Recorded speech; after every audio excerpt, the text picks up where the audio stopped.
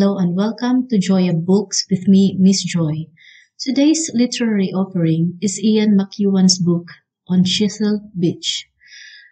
This non-fiction book was released in 2007 and contains 166 pages. Sharing his views on the book today is author and teacher TC. Well, this is an excellent novella, Miss Joy. Indeed, it was shortlisted for the Booker Prize when it was released back in 2007.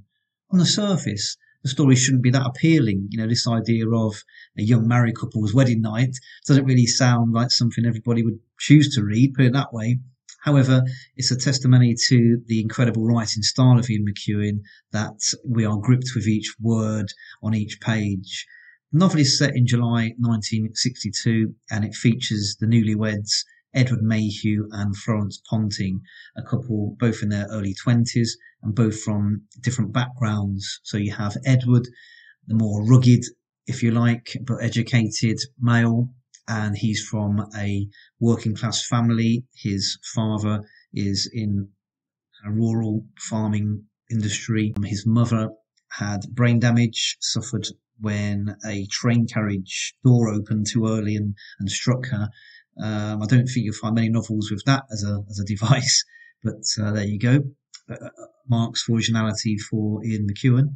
Florence Ponting herself, she's from a more middle upper class family, very wealthy.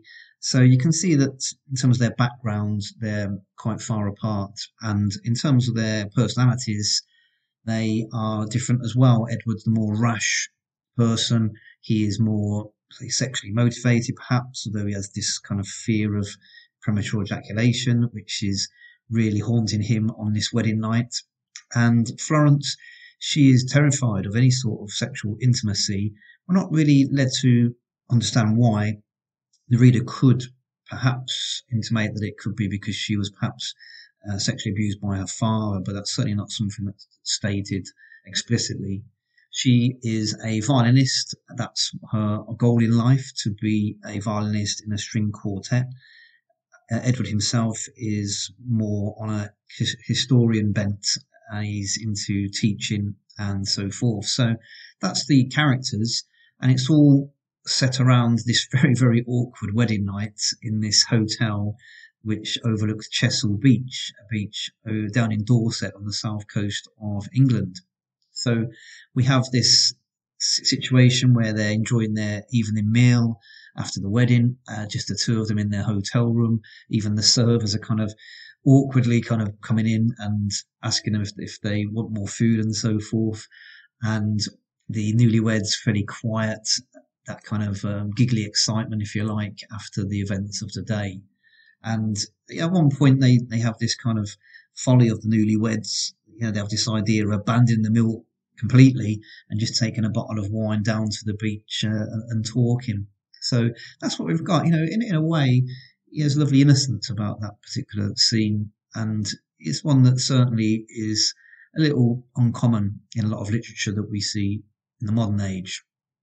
So the incident that really leads to the conflict then is as they are becoming more intimate on their wedding night, he does prematurely ejaculate and she runs off to the beach, disgusted with herself and a little bit with Edward as well.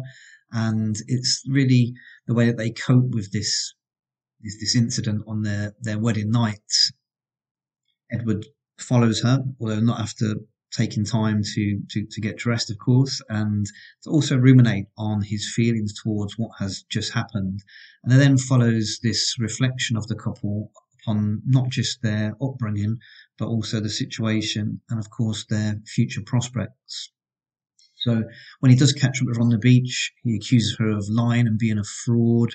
She suggests that he's only interested in physical relationship, and she even suggests that in order to stay married, she's quite happy for him to seek those relationships with other women. Of course, quite way ahead of its time, 1962, when it's set to be having that outlook as a female there.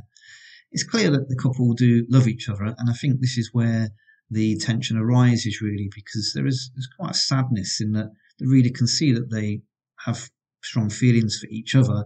But of course, the more we learn about the characters through what is spoken and unspoken, the more we can see that it really is down to this extreme miscommunication within the relationship that, of course, leads to the eventual annulment of the marriage due to lack of consummation.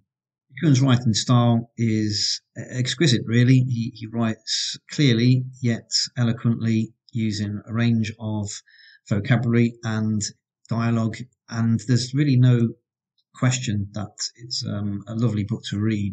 I feel that as a novella, he has given himself the biggest opportunity to market it to a wider audience, and I'm sure that they will, once they've read this, seek out other works by him. For example, Amsterdam, Atonement, all big hitting books by McEwan himself.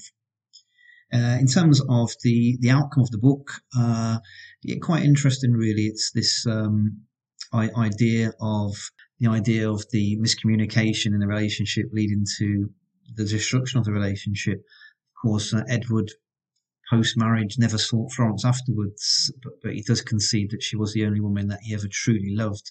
Indeed, he even remarries and eventually divorces, finding himself in his 60s, overweight, reminiscing on the short-lived marriage. And I think even states, this is how the entire course of life can be changed, by doing nothing. Quite ironic, really, given that the subject matter of the wedding night, the fact that the swinging 60s followed just a couple of years afterwards, really is that lovely sense of irony that McEwan is famed for. And the final image is a very sad one, the idea of Florence walking away up the beach and him then not chasing after her, despite her achieving musical success in a string quartet. But early on in the novel, he says, although he's not a big fan of that sort of music, he prefers to jazz and blues music. He says, just look out, I'll always be in row 9C, and I'll always be smiling and supporting you. And whenever she played post-marriage, she would always look out to that row, but of course she would never see him. So there's regret and reminisce on both sides, and that adds a really lovely tinge to this wonderful novel. Interestingly, actually, the Chesil Beach idea, I believe that Ian McEwan took a couple of pebbles from Chesil Beach. Now, this was an inspiration for him to write the book, but of course was illegal. He actually got fined £2,000 for that. You can't take those valuable pebbles or the shingle from Chesil Beach. But that's an aside. In terms of the book itself, I loved it. I think it's exquisitely crafted, very, very, very well written, original idea and concept, and the way that it was executed could not be faulted, which surprised me, really, because generally the reviews for this book were quite lukewarm. I'm not sure if the reason is because Atonement and Amsterdam are more popular. Maybe they were made into movies, for example. I'm not too sure, but I would say this is well worth a revisit for those reviewers. I'm tempted to say more for them. This is definitely a book that I would recommend readers to have a look at. Well, thank you very much for your review of the book, Cici. It is clear that you really enjoyed that great book. Ian McEwan's book, On Chesil Beach, is available from all good book outlets. Thank you for joining me, and please remember to like and subscribe to Joy of Books.